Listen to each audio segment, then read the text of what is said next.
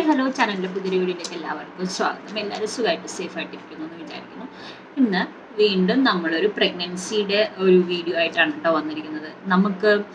ഞാൻ ഓൾറെഡി ഒരു വീഡിയോ ചെയ്തിട്ടുണ്ടായിരുന്നു, നമുക്ക് പ്രഗ്നൻസിയിൽ ഇമ്പോർട്ടൻ്റ് ആയിട്ടുള്ള സ്കാനിങ് എന്തൊക്കെയാണ് എന്നുള്ളത്. അതുപോലെ തന്നെ നമുക്ക് ഇമ്പോർട്ടൻ്റ് ആയിട്ട് അറിയേണ്ട ഒരു കാര്യങ്ങളാണ് എന്തോരം ബ്ലഡ് ടെസ്റ്റുകളുണ്ട്, എന്തൊക്കെ ടെസ്റ്റുകളാണ്, അതിൽ ഇമ്പോർട്ടൻ്റ് എന്തൊക്കെയാണ്, അത് എന്തിനൊക്കെയാണ് ചെയ്യുന്നത് എന്നുള്ളത് ഞാൻ ഒരുപാട് ഡീറ്റെയിൽഡ് ആയിട്ട് എനിക്ക് പറഞ്ഞു തരാൻ പറ്റുമോ എനിക്കറിയില്ല. ബട്ട് എനിക്ക് എൻ്റെ അറിവ് വെച്ചിട്ട് ഞാൻ പറഞ്ഞു തരാവുന്ന രീതിയിൽ ഞാൻ പറഞ്ഞു തരാൻ പോവുകയാണ്. എനിക്ക് എന്തൊക്കെ ബ്ലഡ് ടെസ്റ്റുകളാണ് ചെയ്തത് എന്നുള്ളത്. നോർമലി നമ്മൾ പ്രഗ്നൻ്റ് ആണെന്ന് അറിയുമ്പോൾ നമ്മൾ ടെസ്റ്റൊക്കെ ചെയ്യുമ്പോൾ യൂറിൻ ടെസ്റ്റ് നമ്മൾ കിറ്റിൽ വെച്ച് ചെയ്തതിന് ശേഷം ഹോസ്പിറ്റലിൽ പോയാലും സ്കാനിങ്ങിനുപരി ഇവർ യൂറിൻ ടെസ്റ്റ് ചെയ്യാറുണ്ട്. അത് പ്രഗ്നൻസി കൺഫർമേഷൻ ടെസ്റ്റും β-HCV ടെസ്റ്റും ചെയ്യാറുണ്ട്. അത് നമ്മുടെ കൺഫർമേഷൻ വേണ്ടിയിട്ടുള്ളൊരു യൂറിൻ ടെസ്റ്റുകളാണ് ചെയ്യാറുള്ളത്. ബ്ലഡ് ടെസ്റ്റ് പോലെ തന്നെ ഇമ്പോർട്ടൻ്റ് ആണ് ഈ യൂറിൻ ടെസ്റ്റും. പണ്ട് കാലങ്ങളിലൊക്കെ യൂറിൻ ടെസ്റ്റിലൂടെയാണ് നമുക്ക് ഇനീഷ്യലി സ്കാനിങ് ഒന്നും ചെയ്യുന്നുണ്ടായിരുന്നില്ല. ഈ യൂറിൻ ടെസ്റ്റിലൂടെയാണ് നമ്മുടെ പ്രഗ്നൻസി ഒക്കെ കൺഫേം ചെയ്തിരുന്നത്.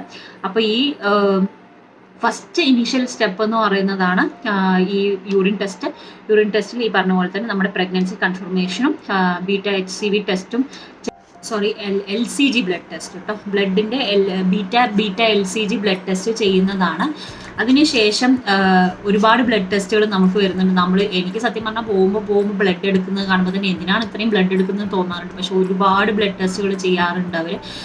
മെയിൻ ആയിട്ടുള്ളതാണ് നമ്മുടെ തൈറോയിഡ് ബ്ലഡ് ടെസ്റ്റ് എന്ന് പറയുന്നത്. കാരണം പ്രഗ്നൻസി ടൈമിൽ നമ്മുടെ ഹോർമോൺ ഇംബാലൻസ് ഒരുപാട് ഉണ്ടാവാറുണ്ട്. ഓൾറെഡി എനിക്ക് തൈറോയിഡ് ഉള്ളതാണ്. അപ്പോൾ എന്തായാലും തൈറോയിഡ് ടെസ്റ്റ് അവർ 3 മാസം കൂടുമ്പോൾ ചെയ്തുകൊണ്ടിരിക്കും.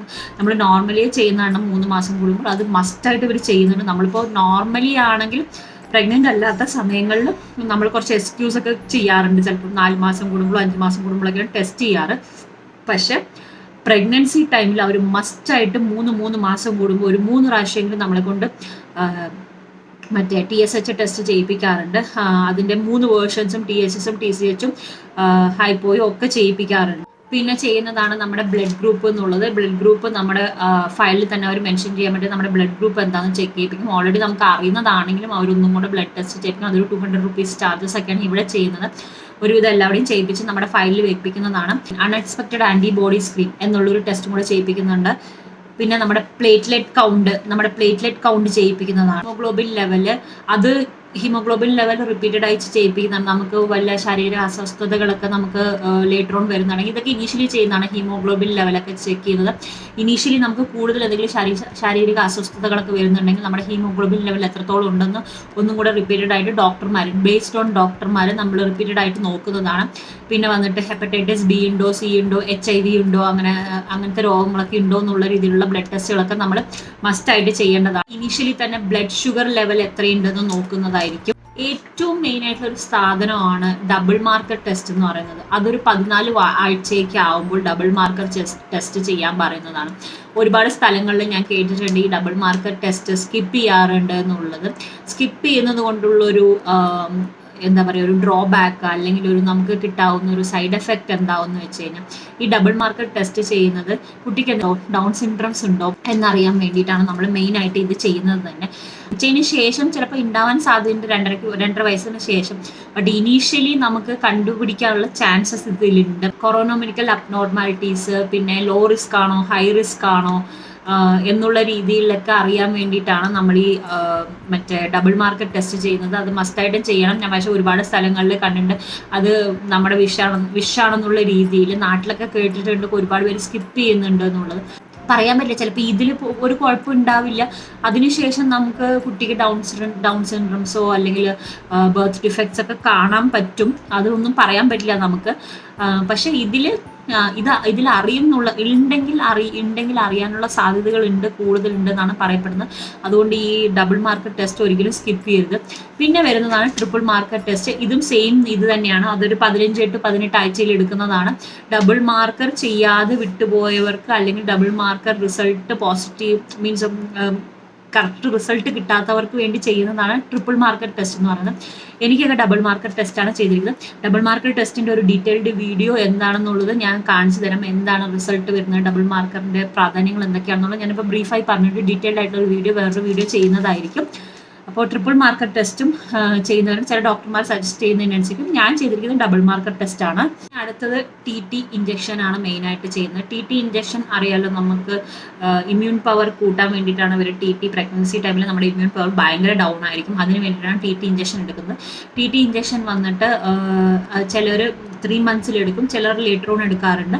എനിക്ക് 2 ഡോസ് എടുത്തിട്ടുണ്ട്, കാരണം എനിക്ക് ഒരുപാട് ഇമ്മ്യൂൺ പവർ കുറവായിരുന്നു, ഇടയ്ക്കിടയ്ക്ക് സിക്നസ് വരുന്നുണ്ടായിരുന്നു. അപ്പോൾ അതുകൊണ്ട് എനിക്കിതിൻ്റെ ബൂസ്റ്റർ കൂടെ എടുക്കാറുണ്ട്. അത് ഡിപ്പെൻസ് ഓൺ ഡോക്ടേഴ്സാണ്. ഇപ്പോഴും ഞാൻ എടുത്ത് പറഞ്ഞു, ഡിപ്പെൻസ് ഓൺ. ഇപ്പോൾ ഞാൻ പുറത്ത് അന്വേഷിച്ചപ്പോൾ ചിലവർക്കൊന്നും ബൂസ്റ്റർ ഒന്നും എടുത്തിട്ടില്ല, പക്ഷേ എൻ്റെ ഡോക്ടർ എനിക്കിതൊക്കെ ചെയ്യിപ്പിക്കുന്നുണ്ടായിരുന്നു, ബൂസ്റ്റർ എടുക്കാൻ പറഞ്ഞിട്ടുണ്ടായിരുന്നു. ഇതുകൂടാതെ TT ഇഞ്ചക്ഷൻ കൂടാതെ എനിക്ക് ഫ്ലൂ ഇഞ്ചക്ഷനും എടുപ്പിച്ചിട്ടുണ്ടായിരുന്നു. കാരണം ബാംഗ്ലൂരിൽ മാറി വരുന്ന ചൂടും ക്ലൈമറ്റും, ഇടയ്ക്ക് ക്ലൈമറ്റ് തണുപ്പായിരിക്കും, ഇടയ്ക്ക് ചൂടായിരിക്കും. അപ്പോൾ ഭയങ്കര ക്ലൈമറ്റിൽ നമുക്ക് ഫ്ലൂ എടുക്കണം, ഇമ്മ്യൂൺ സിസ്റ്റം വേണമെന്ന് പറഞ്ഞിട്ട് ഫ്ലൂ എടുപ്പിച്ചിട്ടുണ്ടായിരുന്നു. അത് ഓരോ ഡോക്ടർമാരെ ഡിപ്പെൻഡ് ചെയ്തിട്ടാണ്. പക്ഷെ TT മെയിനായിട്ട് ഒരു ഇഞ്ചക്ഷനെങ്കിലും മെയിനായിട്ട് എടുത്തിരിക്കണം. അത് 3 to 6 months എടുക്കണം എന്നുള്ളത് ഡോക്ടർമാരെ ഡിപ്പെൻഡ് ചെയ്തിരിക്കും. ചിലർ നേരത്തെ എടുക്കാൻ സാധ്യതയുണ്ട്, 3 മാസത്തിൽ എടുക്കാറുണ്ട്. പിന്നെ ഉള്ളൊരു ടെസ്റ്റാണ് ഗ്ലൂക്കോസ് ടോളറൻസ് ടെസ്റ്റ്, GTT. അതായത് നോർമലി പറയുകയാണെങ്കിൽ ഗ്ലൂക്കോസ് ടെസ്റ്റ്. അതിൻ്റെ ഒരു വീഡിയോ ഞാൻ ചെയ്തിരുന്നു. നമ്മളെ empty stomachൽ പോയിട്ട് ഏകദേശം 3 മണിക്കൂർ പണിയാണ്. രാവിലെ ഒരു ബ്ലഡ് കൊടുക്കും, ഒരു 7 മണി 7:30 ആകുമ്പോൾ empty stomachൽ ഒരു ബ്ലഡ് കൊടുക്കും. 75 mg ഗ്ലൂക്കോസ് വന്നിട്ട് കലക്കി തരും, വെള്ളത്തിലോ അല്ലെങ്കിൽ ലൈം ജ്യൂസ് പോലെയുള്ള സംഭവത്തിൽ കുടിച്ചു തരും. അതൊരു 5 മിനിറ്റിനുള്ളിൽ നമ്മൾ കുടിച്ച് തീർക്കേണ്ടതാണ്. നമ്മൾ ഛർദ്ദിക്കാനൊന്നും പാടില്ല. ഛർദ്ദിച്ച് കഴിഞ്ഞാൽ റിപ്പീറ്റഡ് ആയിട്ടുള്ള ടെസ്റ്റ് എടുക്കണം.